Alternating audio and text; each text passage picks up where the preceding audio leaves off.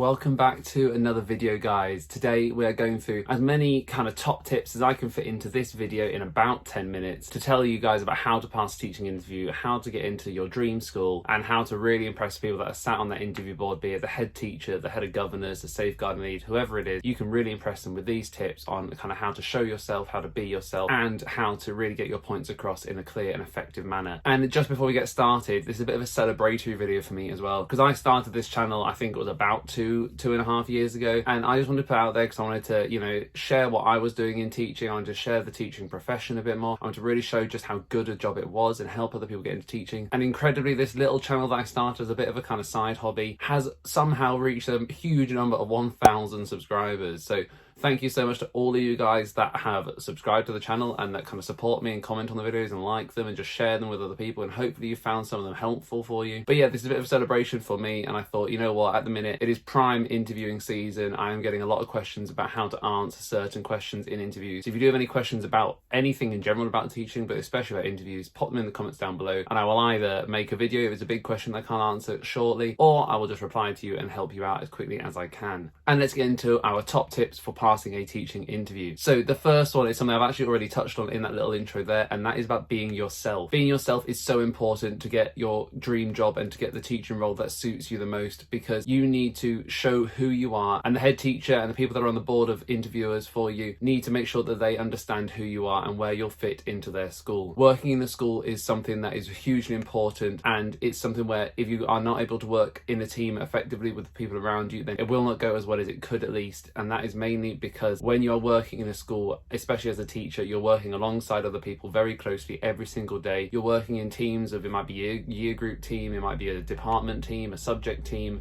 and you need to work with these people every single day really closely, really effectively, to get the best for you guys and to get the best for the children, because that's what you're in school for. So if you are not being yourself in your interview and you're not sharing what your real dreams are, what your real goals are, and you're just saying what you think they want you to hear, you might end up being placed somewhere in a school that isn't suited for you. You might be placed in a year group that's not the best for you, or with a team that doesn't work the best for you. And so that's something that I think you really need to make sure you are being yourself in your interview, because then they will see if you're a match for the school, if you're a match for the team where they want to place you. And if you're not, that's not a bad thing. That just means that that school's not right for you and it's time to move on to the next interview. As I always talk to you guys about when I talk about interviews on here, I went through 3, 4, I think it was about my 5th interview before I got the job, and I'm so happy that I got that one, and I love the school I work in, and I've been there for, I think it's my 4th year now. So, I'm very, very happy where I am, but that wasn't my first job. It wasn't my first job interview. It wasn't the first thing that I thought, yeah, that's where I want to go. But when I did the interview, it just felt so right. It fitted so perfectly for myself, and obviously I felt like I fitted the school well, and so we went with it and I got the job, and I'm very, very happy now. So yeah, number one, guys, be yourself. Go into the interview showing who you are. Don't say what you think they want you to hear. Say what you believe, and if it works well, then you'll get the job. Now, this tip is specifically important if you're going for your first teaching role, but it's also very much important if you're going for an older one as well. You need to make sure that you're emphasizing your role that you've done so far in the classroom. Now, if this is your first teaching job you're applying for, you'll have done placements. You'll have done probably 3 placements, maybe 4 placements, and they'll be in different key stages, different year groups, and you need to really emphasize what you've done in the classroom, because different schools and different universities and different teachers and different mentors, they all do placements differently, and as much as they're meant to be a standardized way, there just isn't. It doesn't happen like that, and people understand the rules differently, they understand the guidelines differently, and so it's really important to emphasize just what you have done, because there'll be some people that finish placements and then have done absolutely loads in the classroom, that have taught huge amounts, that have differentiated loads, that have worked with all sorts of different children, that have dealt with all sorts of different issues, and there'll be other people that finish their placements and then have taught a small group, that have done some lessons, that have taught little bits here and there, and they won't have actually done a huge amount of independent teaching. And that's where you need to really emphasize just what you have done and turn it into something that is absolutely amazing. Now, hopefully what you have done is absolutely amazing, and I'm sure it will be. You're now applying to go into an amazing profession, and you're applying to work at an amazing school that you think is right for you, but you need to make sure you're emphasizing just what it is you have done. So when you have worked in the classroom, how did you work in the classroom? What did you do? What lessons did you teach? How did you differentiate? What was the assessment like? What was the planning like? Talk exactly about what you have done.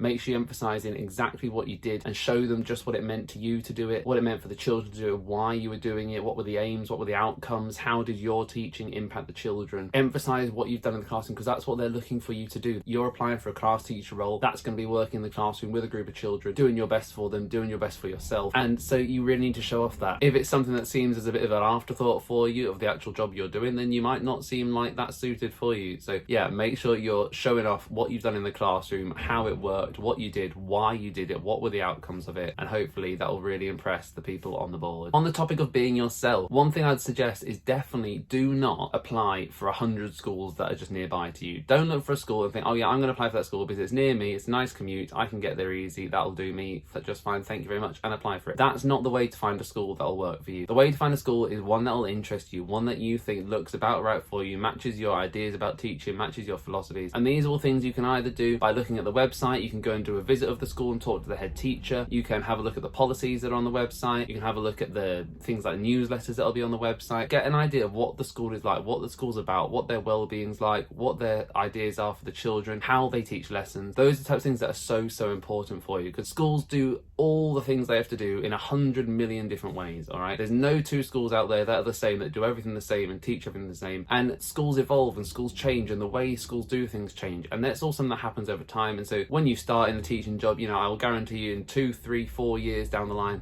things would have changed massively from when you first started, because that's the way schools are. Things change every year. If you're applying for a job and it's in a school and actually that school doesn't do things the way you'd like to do them and doesn't quite work in the way that you think works best for you, then again, that's where that might not be a match for you. That school might not work for you. So as much as it might be a 5-minute commute down the road, well, yeah, but if you're not enjoying your job there, it'll feel like an hour's commute. You'll be dragging yourself there every day because if you're not enjoying your job, that's not what it's there for. And teaching is one of those roles where you need to be able to enjoy yourself while you're teaching, because that will be what gets the best out of the children if you're happy and enjoying life. So definitely, I think, make sure that when you're applying for a job, when you're looking for the schools, when you're looking at the application letters, when you're looking at the website, look for one that interests you. Importantly about the website is you can find so much information about the website. You can find about how many classes there are, you can find about all their policies will be on the website, like we said earlier, about newsletters, just little bits of information like that, about their curriculum pages, about what they teach, how they teach it. Those kind of things are so important to see how you want to be in that school and how you teach. And especially as a trainee teacher, you might not know how you want to teach it, you might not exactly know how you want to do things, but take a look at what is there, because again, you can use that in your interview. Using the website is so important. I think that'll be my next tip. I'm going to roll this tip into another one, is use the website in your interview. Have ideas of what you want to talk about based on what you've seen on the website. If you've seen something interesting that has interested you, or bring that up. Say, oh yeah,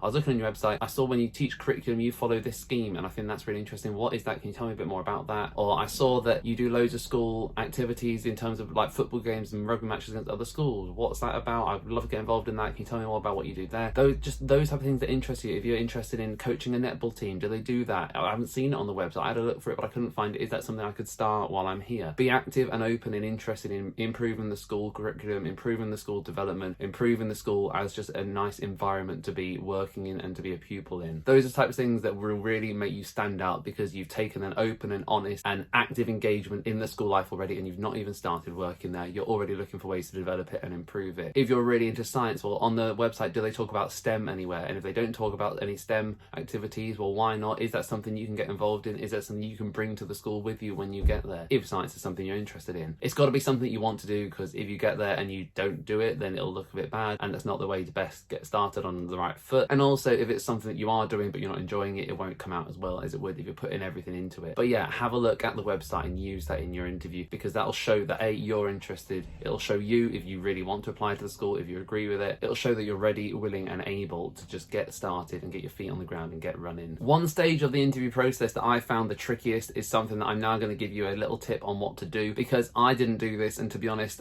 I was very lucky in the sense that I managed to think of some on the spot, and I had some when I was there, but I should have done this beforehand, and I wish I had, and if I was to do the whole process again, I definitely would. And that is that the one thing you can be guaranteed to be asked while you're in an interview 100% is, have you got any questions for us? And that's the point where you can then kind of get some of your own ideas across, and you can have questions lined up already to ask them. That'll show, again, it'll show what you're interested in, it'll show what you're all about, and it'll give you some good ideas about, can they show you some stuff that will interest you, that will engage you, that will make you want to work there as well. Now, when I did my interview process, I'm going to hold my hands up, be honest here, I didn't have any questions pre-lined up before I got to the school interview day. I just hadn't thought about it, and I wish I had, but there you go, I didn't. Thankfully though, while we were doing the day and while we were working on things, I managed to think up some. I can't remember what it was I asked now, but I did ask a couple of questions and I got some good answers and I was happy with them, so all was good. But I'd always suggest to you guys, definitely have some questions lined up, and by all means, if something interests you while while you're there on the interview day, while you're doing the kind of the lesson, or while you're wandering around the school, that kind of thing. If something does pop up, then definitely ask that as well. But always have some kind of bank of questions in your head, so when that does come up, again, it shows that you're interested. You can bring up that you've looked at the website, you can bring up that you've looked at the policies, you can bring up that, oh yeah, I read this, I didn't quite understand what that meant, could you explain that further? And the other thing I'd always suggest looking at now, again, this is not something I know I didn't ask this because I didn't know what it was when I got to the school to teach, or like to do my kind of induction stuff, but I'd definitely ask to see some planning. Is it possible I could see how you do your math planning, or how you do your writing planning, how you teach your curriculum lessons? What do you use to help you deliver the national curriculum? Do you just do it all by hand? Those kind of things are so important, because that is a big example of your workload as well. If you look at the planning and you think, oh my days, this is kind of unbelievable, this is so nice, I really enjoy the way they're doing this, then that's a really good example of that you're going to fit into that school really well. If you're looking at the planning and think, why are we doing it like this? Why are they doing this way? Why is that happening? Then that's straight away a bit of a flashing light and saying, actually, I'm not sure I'm going to fit in here. I'm not sure that's going to be working for me. And so yeah, it's just a really good way of seeing what they're like. Especially another good question to ask is about teacher workload and teacher well-being, and say, how do you help teacher workload? How do you manage it? How do you enable teachers to have really good well-being and work-life balance, that kind of stuff? Because that is really important, and I think the pandemic has really heightened that across all schools. That teacher workload and well-being is something that's really important to be able to manage and to be able to look after the teachers, along with all the staff in the school. I'm saying teachers here because we're talking about a teaching interview, but it's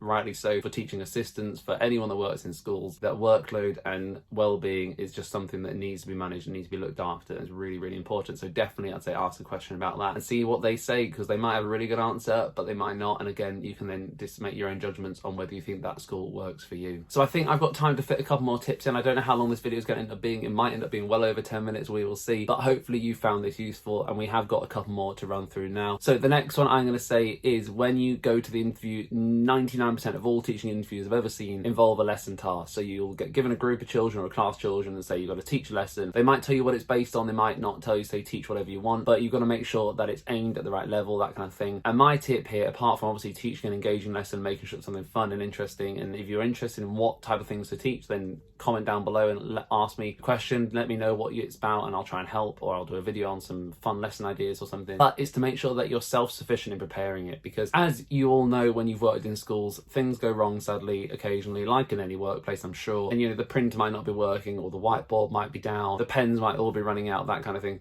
So be as self-sufficient as you can when prepping for the lesson task. So if you've already got some resources ready, if you can get them printed at home, then have them printed ready when you get there. If you need some kind of fancy little things, the magnets, or I don't know what it could be, whiteboard pens, just anything you could have ready in your bag that isn't going to be a ridiculous, you know, you're not bringing a suitcase to school, but if you could have some stuff ready in a bag that you can just whip out and get ready and get going with the lesson straight away without having to do all the prep time, then do it. Be as self-sufficient as you can be, because it's one of those things where you'll be a little bit nervous, you might miss something when you're doing the preparation. If the printer's down and you can't get something printed, that might affect the entire lesson. It's just those kind of little things that if you can just skip that step, skip that little bit of stress, it'll make the rest of your day easier. And again, it'll impress the people, it'll show you're ready, it'll show you're prepared, it'll show your professional standards are up to scratch because you got yourself ready and you've all done it and it's all been done yourself. So yeah, I'd say be as self-sufficient as you can be for your lesson task. And like I said, if you want any ideas about what kind of things you can teach, comment down below for what your interview is and I'll see if I can help you out. And my final interview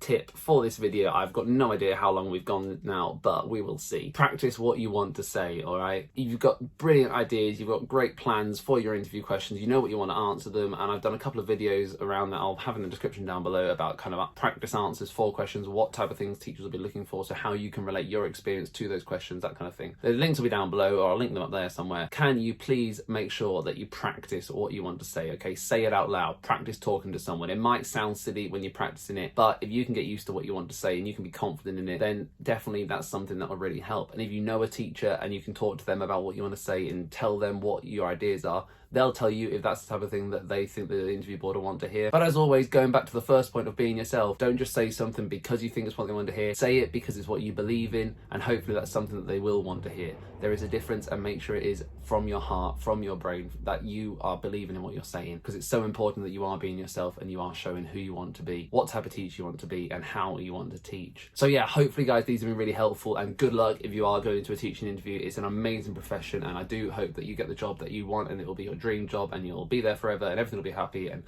you'll really enjoy yourself. But as always, there's a new video on a Tuesday, a Friday, and a Sunday at 5 o'clock during the week. I think it's 10 o'clock on a Sunday morning, and I will see you very, very soon.